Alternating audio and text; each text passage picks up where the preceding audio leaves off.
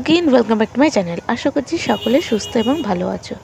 আমার আরও একটি মিনি ব্লগে তোমাদের সকলকে স্বাগত। কাজের জন্য একটা জায়গায় দাঁড়িয়ে আছি, হঠাৎই দেখি একটা জায়গায় প্রচণ্ড ভিড়। যেই যাচ্ছে না কেন ওই জায়গাটায় গিয়ে দাঁড়িয়ে পড়ছে।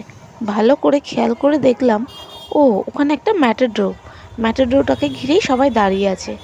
দেখি ম্যাটাডোরের ভেতরে একটা ঘোড়া। আমরা সকলেই ওকে দেখবো বলে আগ্রহী। ও বেচারা ভয়ে কুপোকাত হয়ে আছে।